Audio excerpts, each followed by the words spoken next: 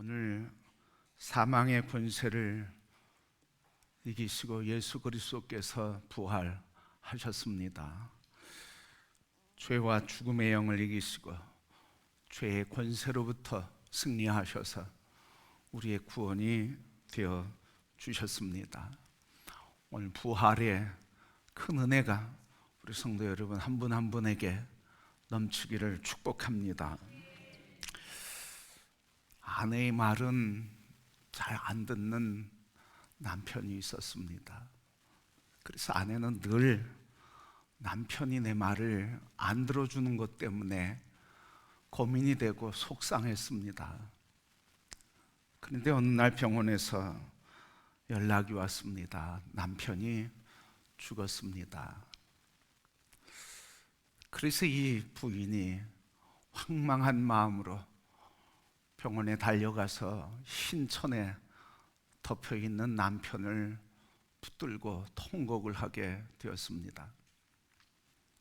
그 통곡이 어느 정도 지나간 그때 갑자기 소리가 들렸습니다. 여보, 나 죽지 않았어 하면서 아내의 손을 붙잡는데 그 순간 아내 하는 말이 이것이었습니다. 의사가 죽었다면 죽은 줄 알아?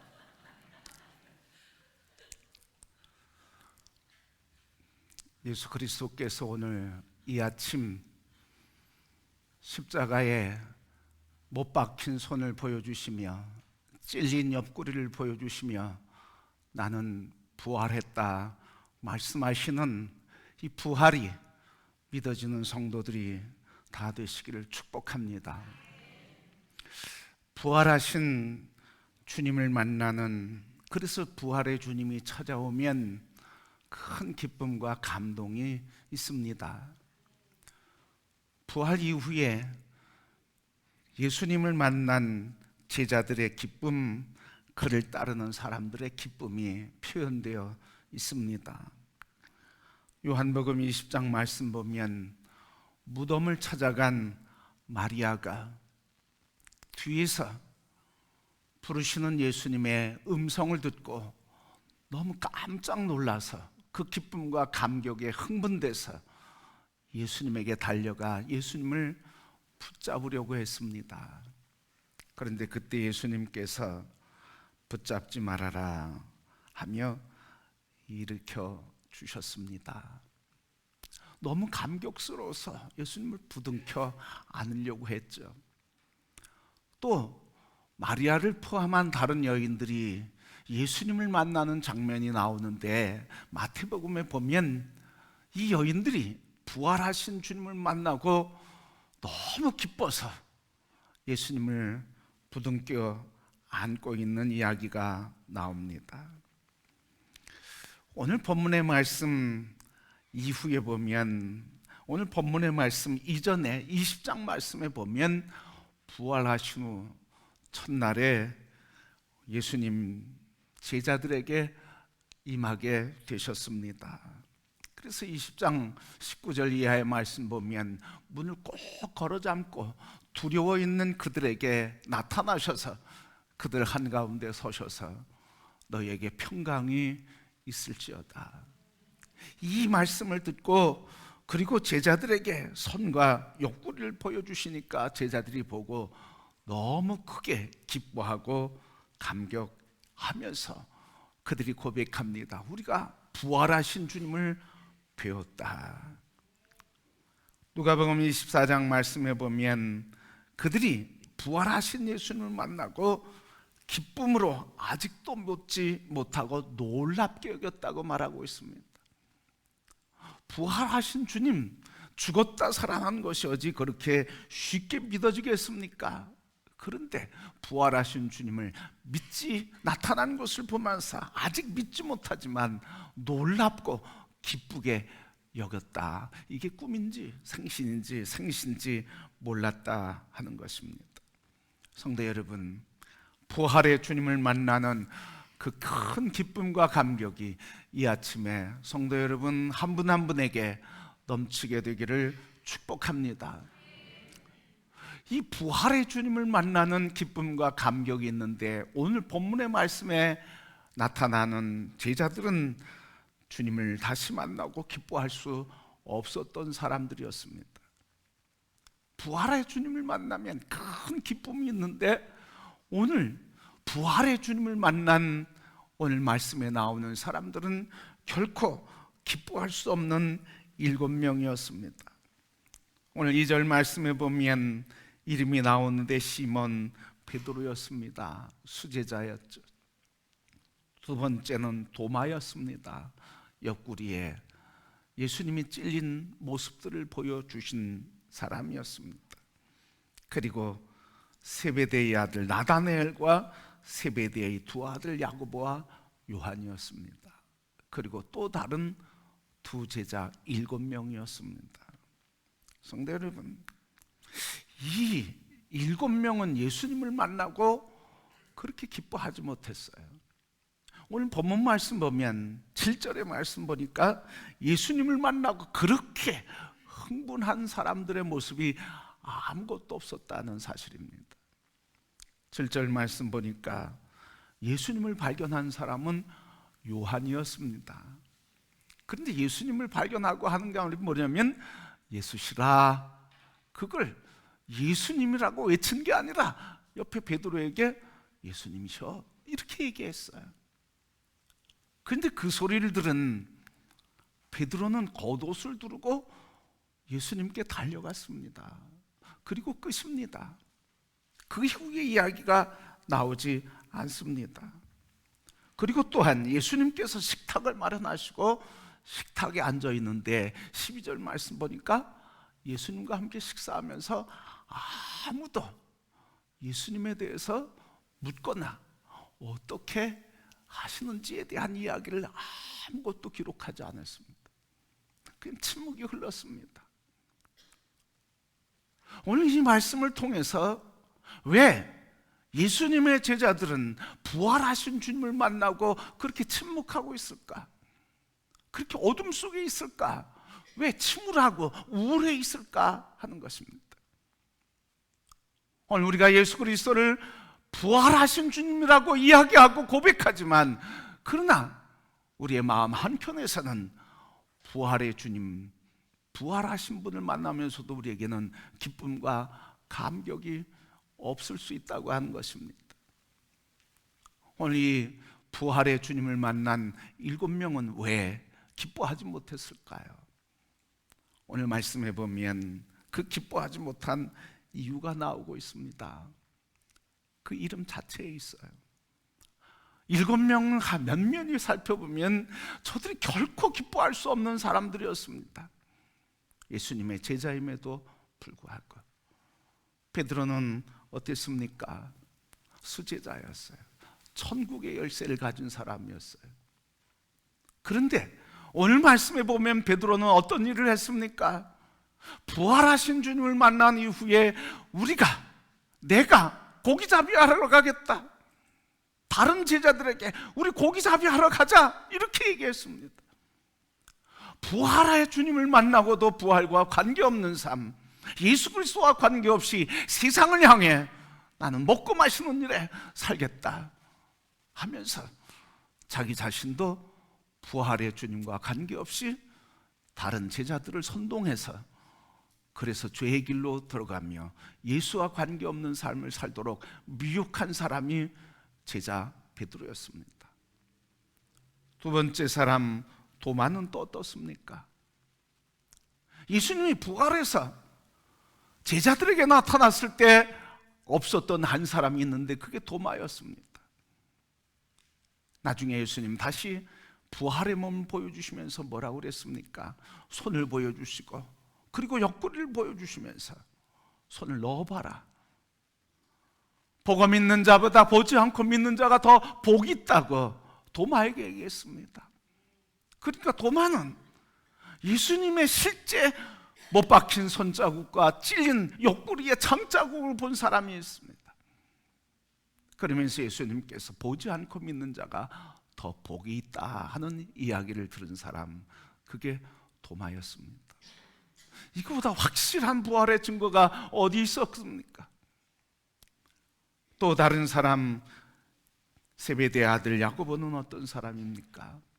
베드로와 함께 제자 1그룹이에요. 마지막 골고다 언덕, 마지막 겟세마네 언덕, 마지막 기도하시는 그 땀방울이 핏방울이 되는 그 자리에까지 함께 했던 증인이었습니다. 그런 사람이었습니다. 그런가 하면 예수님을 반대하는 사람들에게 불을 내려 저들을 저주하겠다고, 죽이겠다고 흥분했던, 예수를 위해 살겠다고 결단했던 사람입니다. 마지막으로 두 다른 제자는 어떤 사람입니까? 성경에 자세히 나오진 않지만 다른 성경에 보면 엠마오로 가던 두 제자 그렇게 표현했습니다. 그 사람들이라고 하면 길가에 엠마오로 가다 예수님을 만나며 예수님의 말씀을 풀어주신 것을 들으며 예수님과 함께 식탁을 나누며 기도했던 그 사람, 그래서 부활하신 주님을 만나고 예루살렘으로 다시 올라가서 내가 부활의 주님을 만났다, 그렇게 얘기한 사람이었습니다. 이런 사람이었습니다. 그런데 왜 오늘 부활하신 예수님을 만나고 그렇게 기쁨이 없었을까요? 부활하신 예수님을 만나고 한마디 이야기가 없었을까요? 그냥 침묵하고 있을까요? 바로 오늘 이 제자들의 모습을 통해서 우리에게 교훈을 가르쳐 주고 있습니다. 그렇게 부활하신 주님을 만나고 주님을 위해 목숨까지 드리겠다고 하고, 그래서 주님과 함께 인생을 살겠다고 결단했던 그들이 다 돌아선 겁니다. 오늘 우리가 주님 뜻대로 살겠다고 얼마나 많이, 얼마나 자주 우리가 고백하고 결단합니까? 이제부터 내가 주님을 위해 따르겠다고 내 생명도, 내 재산도, 내 건강도 주님께 드리겠다고 우리는 얼마나 자주 고백했습니까? 바로 직전까지 그렇게 고백한 제자들의 모습, 바로 오늘 우리의 모습이 아니겠습니까? 제자들은 바로 그래서 기뻐할 수 없었습니다. 왜? 부활하신 주님을 만나니까 자기의 부끄러움과 수치스러움과 죄가 드러나서 나 같은 죄인이 어떻게 주님을 기뻐하고 찬양할 수 있을까? 주님의 부활, 찾아오심이 결코 기쁘지 않았습니다. 성도 여러분, 오늘 부활의 아침인데 우리의 마음에 부활의 주님을 찬양할 수도 없고 기뻐할 수도 없고 감격할 수도 없고 그런 심령, 그런 마음은 없습니까? 늘 주님을 따라 살겠다고 하면서 늘 주님을 등지는 우리의 모습, 오늘 여기에 나오는 제자들의 모습이 오늘 우리의 모습일 수 있다고 하는 사실입니다. 그러나 예수님께서 어떻게 하셨습니까?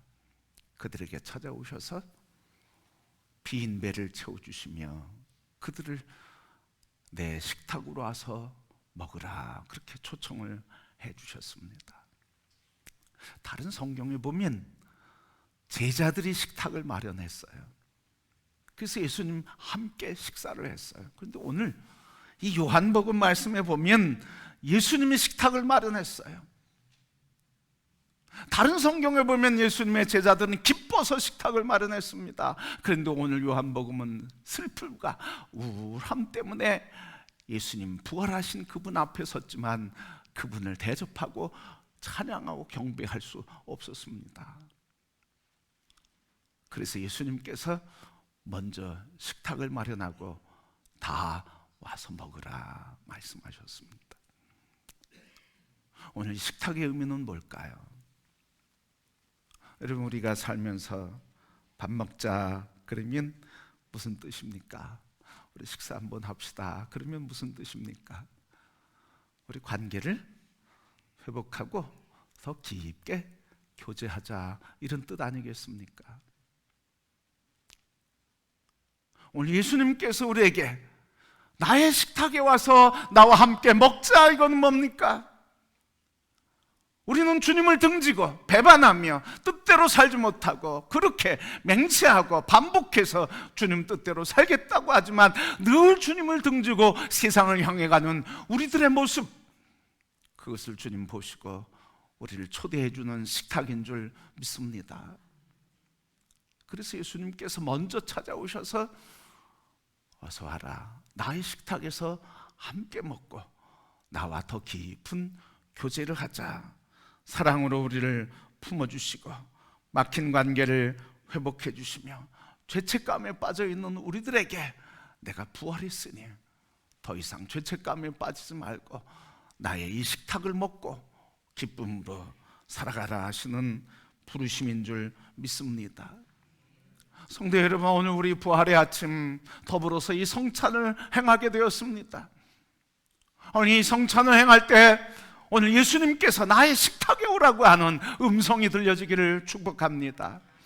그래서 오늘 주님께서 이 떡은 나의 몸이고 나의 살이라, 이 잔은 나의 피라, 이것을 먹고 기념하고 평강을 누리라고 하시는 주님의 음성을 들으며 우리가 주님 앞에 감히 나설 수 없지만 먼저 식탁을 차려주고 우리를 먹여주시며 살리시는 이 은총을 누리고 부활의 아침 다시 기쁨을 회복하고 주님을 경배하는 삶이 되시기를 축복합니다. 오늘 주님 우리에게 차려주는 식탁, 거룩한 식탁에 참여하는 모든 성도 여러분, 오늘 와서 나와 함께 먹자.